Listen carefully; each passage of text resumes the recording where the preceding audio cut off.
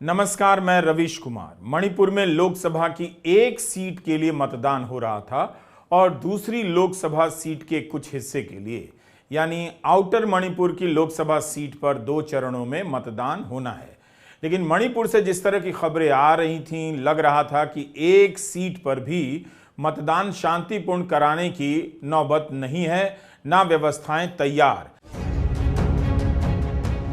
तमाम दावों के बीच मणिपुर के मोरांग काम्पू साजे बूथ पर उपद्रवियों ने हमला कर दिया और वहां गोली चली। एक व्यक्ति घायल भी हुआ। यहां पर चुनाव से जुड़े कागजात जला दिए गए और एक ईवीएम मशीन में आग लगा दी गई, जिसके कारण मतदान रुक गया। हालत यह हो गई कि अधिकारी बूथ में ताला लगाकर लापता हो गए। यह वीडियो पत्रकार तमल साहा के यूट्यूब चैनल NTT का है।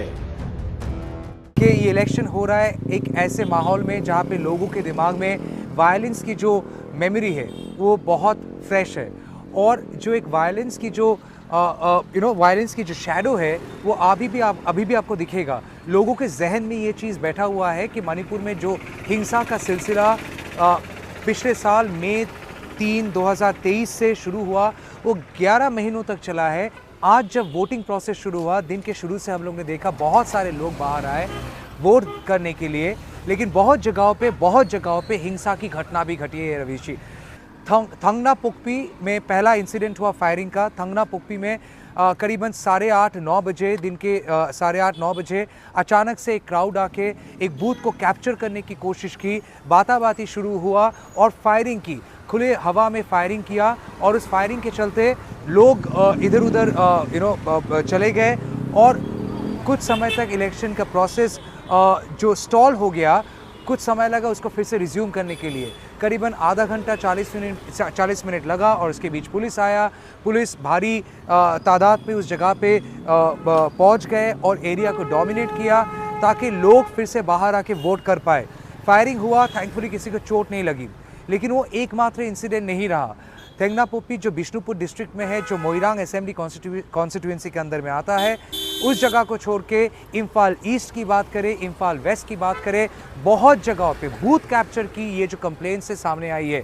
लोग कह रहे हैं कि उनके सामने लोग कोई अंदर चला गया और बोला कि आप लोगों का वोट हो गया, आप लोग वोट नहीं देना होगा, आप लोग चले जाइए। ऐसा एक इंसिडेंट सामने आया।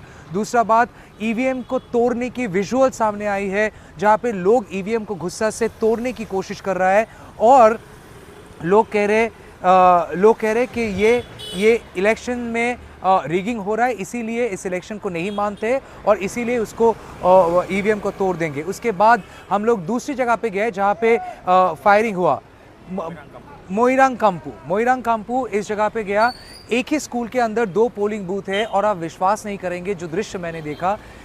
एक गोली चली फिर से, और कहीं ना कहीं एक पैटर्न जैसे लगा कि लोग गाड़ी से उतर रहे हैं, फायरिंग कर रहे हैं हवा में और लोगों को डराने की कोशिश कर रहे हैं, और उसके बाद बूथ कैप्चर होने की एक प्रयास चल रहा है। तो इस जगह पे जब वो गाड़ी से उतरे, लोगों ने कहा कि XUV सिल्वर कलर की गाड़ी थी और उससे लोग उतर के हवा में फायरिंग की और उसके बाद चले गए। लेकिन इसके बीच में कुछ लोग पोलिंग बूथ के अंदर जाके एक पर्टिकुलर पोलिंग एजेंट को बाहर निकालने की कोशिश की, और इसी में हाथापाई भी शुरू हो गया। फायरिंग जो हुआ, हवा में होते होते ऐसे इनडिस्क्रिमिनेट फायरिंग शुरू हो गया। ये जो घटनाएं है, लोगों का कहना है कि मणिपुर के इतिहास में ऐसे बूथ रिगिंग की घटना उनको याद नहीं है और कभी ऐसा चीज़ उन्होंने देखा नहीं। चीफ मिनिस्टर का अभी तक कोई स्टेटमेंट तो आया नहीं है, लेकिन एक पिक्चर है जो व्हाट्सएप में घूम रहा है और उसको मैं एक बार आपको दिखाना चाहूँगा। ये चीज़ नया शुरू हुआ है, ये ऐसे घूम रहा है। बीजेपी तेंगोल जो ऐसे क्रिएटिव बना के लोग व्हाट्सएप में दिखा रहे हैं, और व्हाट्सएप में इसका बेसिकली मतलब है बीजेपीज़ वोट आर्मी। उनका कहना है कि बहुत जगह पे जहाँ पे बूथ रिगिंग हुआ है, वो आरोप है इन लोगों का, प्राइमरीली कांग्रेस वालों की, कि ये बीजेपी ने किया। लेकिन बीजेपी ने साफ साफ कहा कि इसमें उनका कोई रोल नहीं है, ये कांग्रेस वाले किया है। मणिपुर को इस चुनाव में भुला ही दिया गया। प्रधानमंत्री तो प्रचार करने भी नहीं गए, गृह मंत्री अमित शाह जरूर गए। इनर मणिपुर की लोकसभा सीट पर मतदान के दौरान फायरिंग की घटना भी आई। खबरों में छपा है कि कई राउंड की फायरिंग हुई मगर किसी की मौत नहीं हुई। घटना के वायरल वीडियो में गोलियों की आवाज सुनी जा सकती है। प्रशासन कह रहा है कि स्थिति अब काबू में है, मगर मोइरांग की ब्लॉक लेवल अधिकारी ने एएनआई से कहा है कि 2 आदमी आए और कांग्रेस के एजेंट का हाथ पकड़कर बाहर ले गए। उसके बाद 2 लोगों ने गाड़ी से फायरिंग की, जिसमें एक व्यक्ति घायल हो गया। पीआईबी मणिपुर के पेज पर हमें मणिपुर में हुई हिंसा के बारे में कोई स्पष्टीकरण या जानकारी नहीं मिली।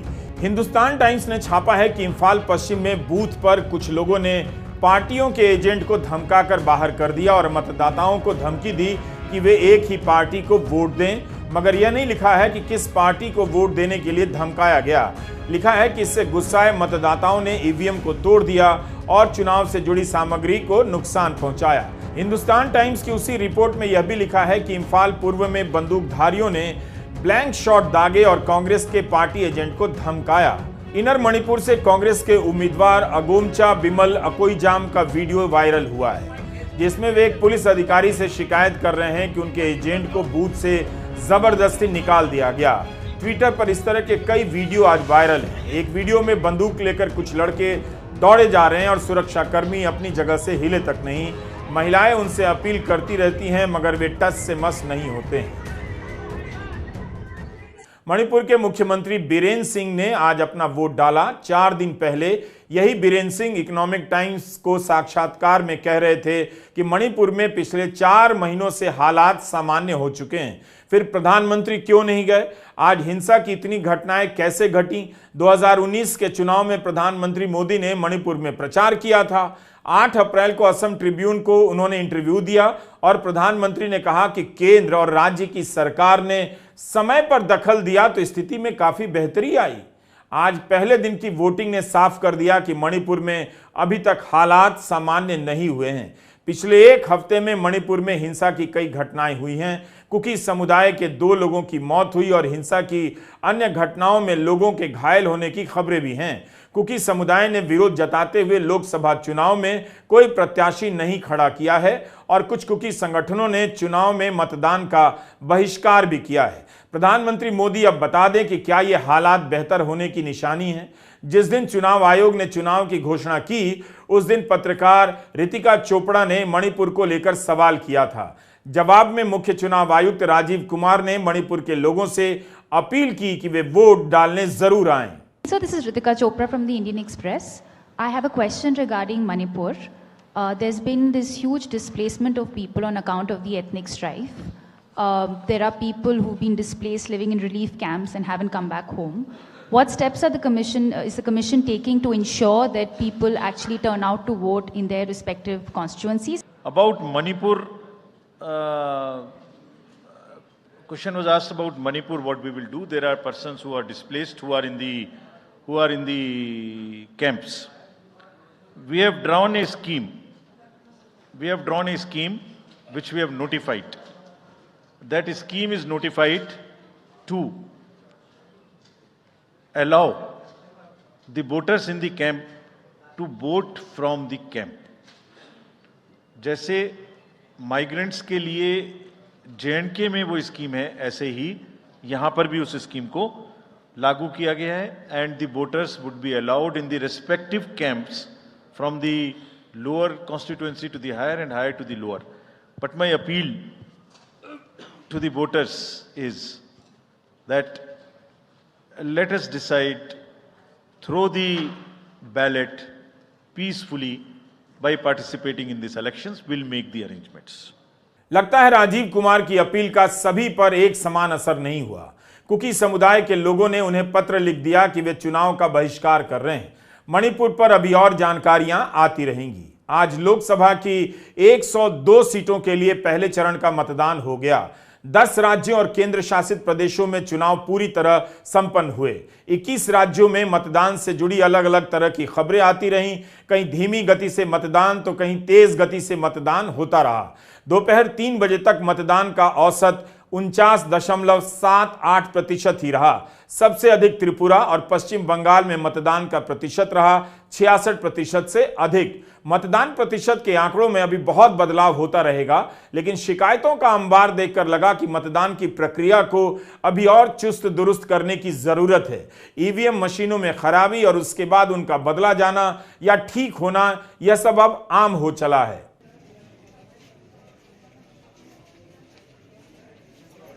लेकिन मुजफ्फरनगर के हुसैनाबाद भनवाड़ा गांव में जब एक समुदाय के वोटरों की लाइन लंबी हो गई तो उनकी आईडी चेक की जाने लगी। यह वीडियो वायरल हुआ और लोग सवाल करने लग गए कि लाइन में लगे लोगों की पहचान क्यों चेक की जा रही है, जबकि उन्हें मतदान केंद्र के भीतर अपनी पहचान दिखानी ही होती है।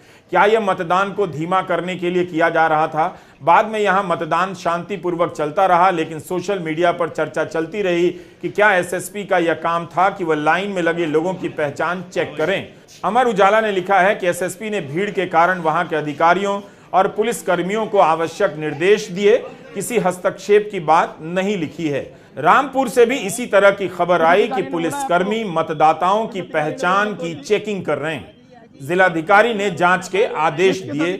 रामपुर से एक और खबर आई कि कुछ महिलाओं ने पर्ची फाड़ने की शिकायत की है। मुजफ्फरनगर लोकसभा सीट से समाजवादी पार्टी के उम्मीदवार हरिंद्र मलिक ने आरोप लगाया कि बीजेपी के उम्मीदवार ने मतदान की प्रक्रिया में बाधा डालने का प्रयास किया है। उन्होंने बूथ लूटने के प्रयास के भी आरोप लगाए और कहा कि प्रशासन ने रोका नहीं। मुजफ्फरनगर से बीजेपी के संजीव बलियान मैदान में, उनके जीतने के दावों को लेकर तमाम तरह की चर्चाएं चल रही थी, मगर अब सब ईवीएम के भीतर चला गया है। बलियान भी आश्वस्त नजर आ रहे थे। दोपहर 3 बजे तक सहारनपुर में मतदान 53.31% हुआ और रामपुर में 42.77%। रामपुर को छोड़कर पश्चिम यूपी की सभी 7 सीटों पर मतदान 45% से अधिक ही रहा। रामपुर में 3 बजे तक 42.77% मतदान हुआ। ये आंकड़े बता रहे हैं कि पश्चिम यूपी में मतदान में तेजी बनी रही, लेकिन क्या मतदान का प्रतिशत 65% या 70% से अधिक जाएगा? 20 अप्रैल को ही पता चलेगा जब अंतिम आंकड़े आएंगे। इस इलाके में सपा कांग्रेस को बहुत उम्मीदें हैं। क्या इस बार उनका सपना पूरा होगा? सपा नेता शाहिद सिद्दीकी ने ट्वीट किया है कि पश्चिम यूपी के हर क्षेत्र से खबरें आ रही हैं कि पुलिस और प्रशासन द्वारा मतदाताओं को परेशान किया गया है, उन्हें वोट डालने से रोकने के प्रयास किए गए। शाहिद सिद्दीकी ने चुनाव आयोग से हस्तक्षेप करने की मांग की। मतदान में गड़बड़ी की मांग सपा के ही नेता ज्यादातर करते रहे।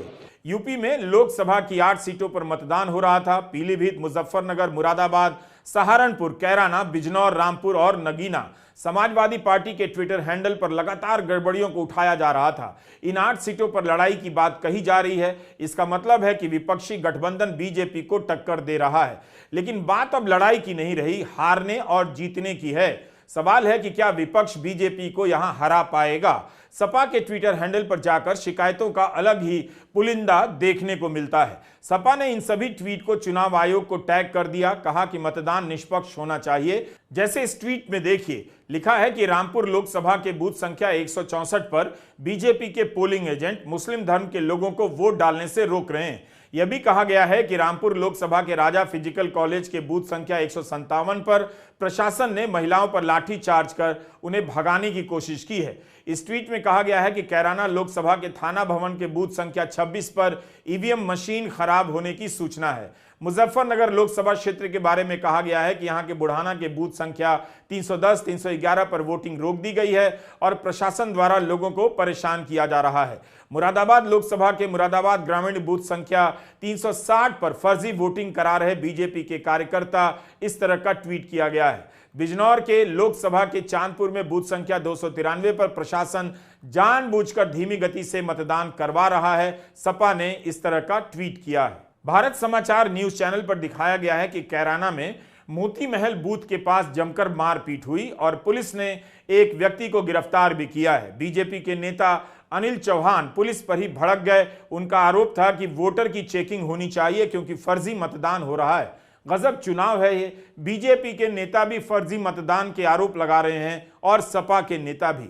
मतदान अभी भी समाप्त नहीं हुआ था कि समाजवादी पार्टी के नेता अखिलेश यादव ने ट्वीट कर दिया कि भाजपा का पहले दिन पहला शो फ्लॉप हो गया है। जनता को भाजपाइयों की अदाकारी अच्छी नहीं लग रही, ना कहानी।